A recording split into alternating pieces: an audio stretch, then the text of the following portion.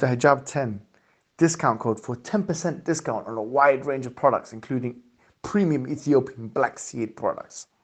Assalamu alaikum wa rahmatullahi wa barakatuh. I recently saw a clip, a very short clip, of Joe Rogan saying good words about Islam. This is a change of heart.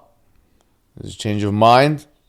Let's take a look at what he has to say. Come back and comment. Islam originally was they were scientists, man. I mean, if you look at the early Islamic world, they were the ones that were the most advanced at one point in history. Mm-hmm. They were the ones that were pushing mathematics and science and reason and logic.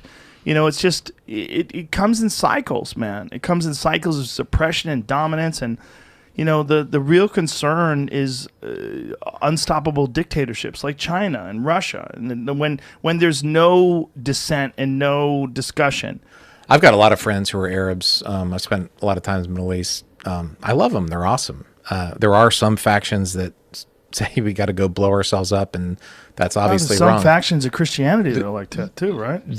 100%, absolutely, in America, right? And I guarantee you, if we were being invaded and attacked by Muslims all the time, it'd probably be some radical fundamentalist Christians that would want to do the same thing, right? That some Muslim sects have done. So first thing I want to say is that this is much more of a positive and constructive tone than what we have been used to with the Joe Rogan experience in the last half decade or so. And obviously this is something welcome, that you speak in this manner, start looking in a positive way about the religion of Islam. And it's high time that that is the case and you say a few good words about the religion of Islam. But I want to remind you of something that Malcolm X beautifully verbalized, and he said, "You stick a knife in my back 9 inches and pull it out 6 inches, there's no progress. If you pull it out all the way, then that's not progress. Progress is healing the wound that the blow made. And they haven't even pulled out the knife out, much less heal the wound. They won't even admit the knife is there." To be honest with you, I have to just admit my disappointment with much of what you guys do. And when I say you guys, kind of so-called alt-right commentators on the internet, that you've got your knife in the back of the Muslim community's back. And you're maybe slowly pulling it out, but you don't even want to admit it's there. Talking about us, talking at us, and not to us. Scarcely, seldomly, to us. And I say this, that has to change if discourse is going to be positive in the next half decade. What I wanted to say in the remainder of this video was, I wanted to give you our perspective as Muslims on the purpose of life. Because one of the things you said was, when we're talking about the Kaaba and the circumambulation of Muslims around the black box, which is called the Kaaba, which is of course one of the pillars of Islam, Hajj pilgrimage, you said it does something for them.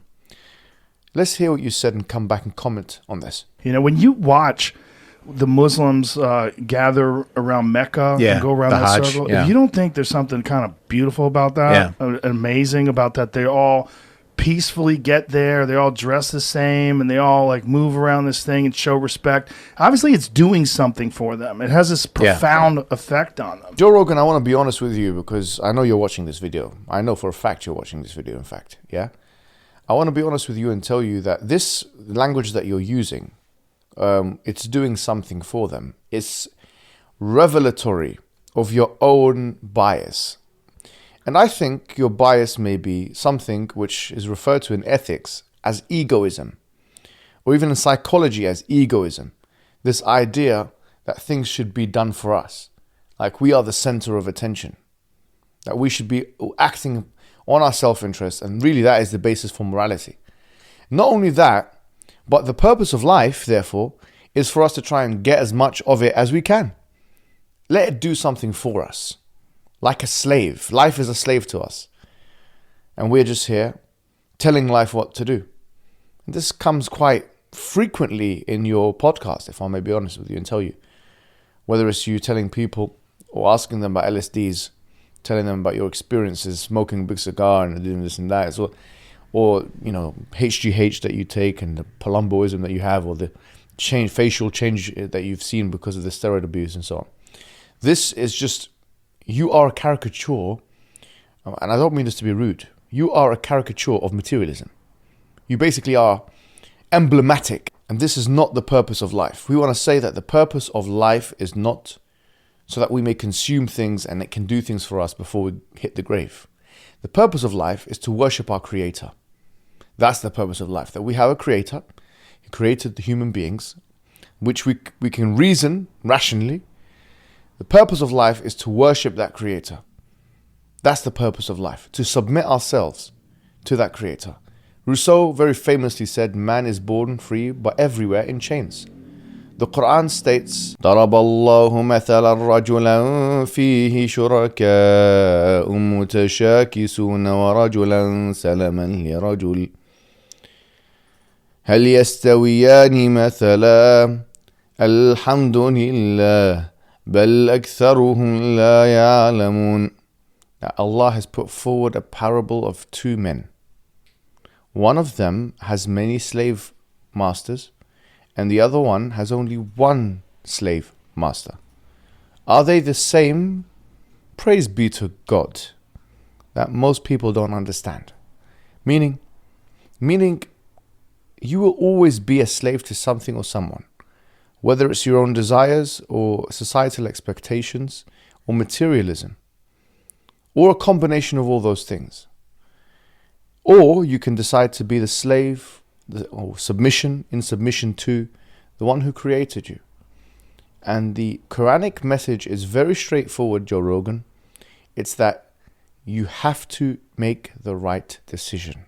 The purpose of life is to worship God, not to worship yourself, not to worship societal expectations. And you will not receive happiness, tranquility, and purpose in life.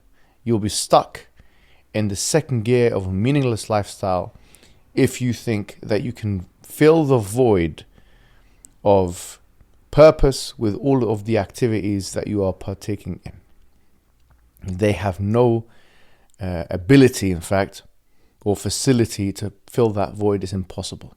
The only way to fill that void is through God, the Creator God, which is sustaining the universe and maintaining us. So it's not for us to be expecting from God, or what can religion do for us. It's the wrong question. The right question is, what's the purpose of life? And what can we do to meet that purpose? We say the purpose of life is to worship God. It's really as straightforward and simple as that. Submit our will to God. And the world is like a shadow, Joe Rogan. The world is like a shadow, or the happiness therein is like a shadow. The more you try and walk towards it, the more it moves away from you. And that's what you'll find. I'm sure you have already found that, Joe Rogan, and what you will continue to find. The pursuit of happiness, therefore, which is a phrase that's entrenched in the American documents, is nothing but a mirage, is nothing but a delusion. And the true way out of nihilism and a completely purposeless lifestyle is a strong purpose, which can only be granted through the Creator God. We're happy to have these conversations, Joe Rogan, and we need to have these conversations. You need to think deeply about what I've said, because you don't have much time, to be honest with you, on this planet. How old are you? I mean, with all due respect, you're pushing 60 now, are you? How old are you? How old Joe Rogan? And it's not even about age, because people die in them when they're young. But you're pushing 60 now, Joe Rogan. 10, 20 more years, it's over, really. You can't even, if you take HGH from the horse himself, he's not going to be putting you back into the age of youth. So you need to start thinking about the purpose of life and think about the grave, as Heidegger said, as his farewell advice, that if you want authenticity in life, think about the grave. Wassalamu alaikum wa rahmatullahi wa barakatuh.